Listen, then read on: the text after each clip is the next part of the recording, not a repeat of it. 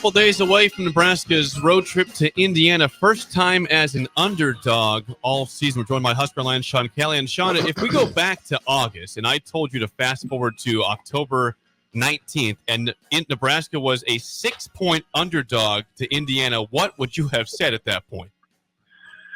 Well, I'd be a little surprised. I mean, I always thought the spread was going to be, 3 to 7 points either direction. But, Indiana, you can say you're surprised they're 6-0, but when you look at their schedule, they've not played a tough schedule. I mean, they've only been on national television one time in 6 weeks, which is pretty hard to do for a Big Ten team. I mean, usually you're going to have one game that gets more games than one that gets picked up by the networks. So they're an unknown 6-0, I think, for a lot of America. But what we do know are their stats. I mean, they're one of the few teams, if the only team ranked in the top 10 in both offense and defense nationally, and they've blown everybody out. And, so that you can criticize their schedules, but they've done what they are supposed to do. And, in some ways, they remind me a little of 2007 Kansas.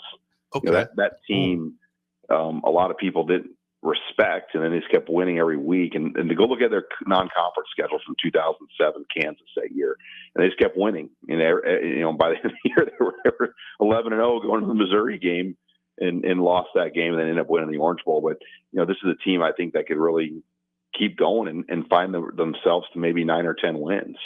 Well, there you go. I mean, you just showed Indiana quite a bit of respect there. In this game, Sean, do you expect a shootout? Is this a shootout game? I don't know if Nebraska is built for a shootout, and nor do I think they want that style of a game. I mean, we've seen games this year where it looked like the Colorado game. It looked like they're destined for 40+ points, and they stopped at 28. The Purdue game, they should have scored probably more than they did, and it was 28 points. So, what is that magic number for Nebraska to win a game like this? Is it 28 points? Is it 34 points?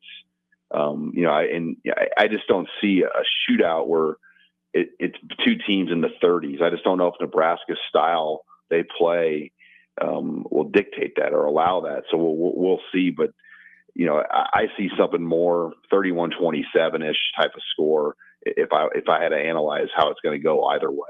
What concerns you most about Indiana, Sean? Is it a particular part of their offense? Is it defense? What scares you most in this game? Oh, just their offense and how they can keep you off balance. I mean, they do a lot of zone read and RPO type plays that your discipline has to be there on defense. And Rourke is a very experienced quarterback who's played a lot of college football. He's a big-bodied kid at 6'5", 225. So he'll do a lot of things, and I think it will test the eyes and the discipline of the Nebraska defense. And they've had 2 weeks to study Nebraska's defense, so they're going to have some ideas of the tendencies and things that they're going to go at it. But at the same time, Tony White's had 2 weeks too. So what new wrinkles? We saw Tony White the last couple of weeks he's already kind of retooled his scheme a little bit since the Illinois game and some of the different things they've done. How will they come at Indiana? Maybe with a couple new different wrinkles the Hoosiers might not be expecting. Besides Nebraska's defense, which is a given in this question, what makes you most confident about Nebraska's chances I'm going to say it, to pull off the upset? It's hard when it's just upset. I always think of it as being like a major underdog, and I don't look at Nebraska as like a major underdog. I know you don't like that. Yeah. Well, they're a road underdog. I mean, this is kind of if this game's in Lincoln, Nebraska's favored. I truly believe that. Do you think so? Yes, I do. I do. I think it's a home field, and there's it's 3 points and 6 points. I think this is a game in Lincoln, Nebraska's favorite. In Bloomington, Indiana's favorite right now, and I think Dylan's the other factor. I mean, if Dylan Raiola, comes out and gets his feet set and makes good throws, Nebraska's offense is pretty hard to stop. I mean, go back to the Illinois first half. Okay. I mean, I looked over at the Illinois beat writers I knew, and they were just shaking their head. They're like, this kid's unbelievable. I mean, the throws he made in the first half, it feels like a year ago. It was just so long ago, that Illinois game now. But if he plays at that level, and it's going to be nice conditions, wind's not going to be a big factor. It's not going to be real cold. I mean, I think it's set up for Dylan to be a real factor in this game. Joined by Sean Callahan. Sean, of course, you will look at the message board all the time for HuskerOnline, and you know the pulse of the fan base. If Nebraska were to win this game, get to 6-1, and bowl eligible for the first time since 2016, what is the sense of relief from this fan base with 5 games to go? Well, I think early break needs to go on the bowl trip is what the first order of business. We'll go. We need to see Bill Bush in the bowl game hospitality room with the media. Yeah, that would be epic. That would be epic. We agree, Sean. I hope they have one of those frozen margarita machines set up in there. That would be great. Oh, yeah. Sean. We need the early break morning show on the bowl trip. And There's no way we shouldn't do that. I think we're in, Sean. Count us in. Thank you, Sean. I agree with that.